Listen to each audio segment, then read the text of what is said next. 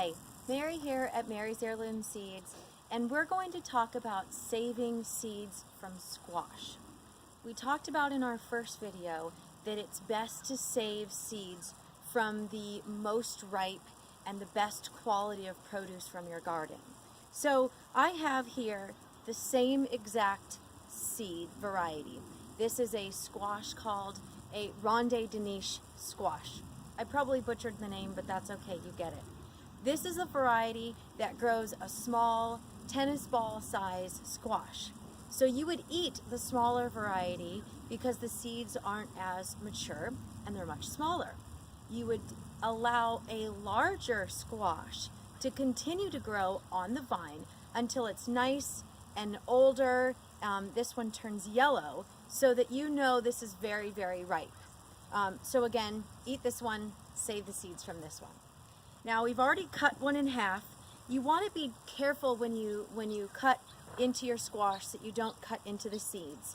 It's okay if you lose one or two. Sometimes these are very hard. You can see it's very yellow, so the outer edge is very hard. And then this is the easiest, probably the easiest seed to harvest from, maybe next to beans. So you'll see on the inside, you can use a spoon. I use my hand, I don't mind. You'll see here, you've got seeds and insides. So you're going to put the seeds in one, and then you're going to put the funky inside in the other bowl. You're not going to want to have any of the squishy stuff, the guts, in with your seeds, because that is a very easy way to get mold in your seeds. So once you remove the seeds and you put them in a small bowl, you're going to want to rinse these off very well, and you're going to want to leave them out to dry. Drying is important. You don't want to put these in a hot area. So if you bake them, you can eat them, but you can't save the seeds from them. So some people use a screen, which is what I use. It's very helpful. It allows the seeds to have air come through so that it's not molding on, say, a paper towel. You can use a paper towel, that's totally fine, but a screen works very well. So you can see that a single squash will get you 100, maybe more seeds.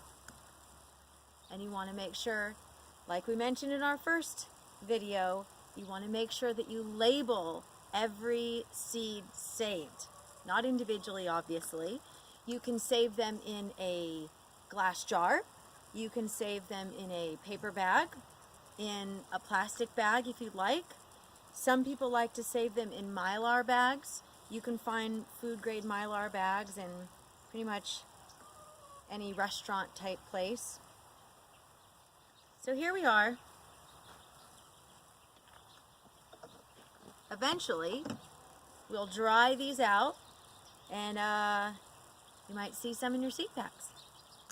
Thanks for joining us at Mary's Heirloom Seeds. If you have any questions, please feel free to send an email to mary@marysheirloomseeds.com. And follow us on YouTube, like and share. We always appreciate that you share our helpful information with your friends. Happy planting.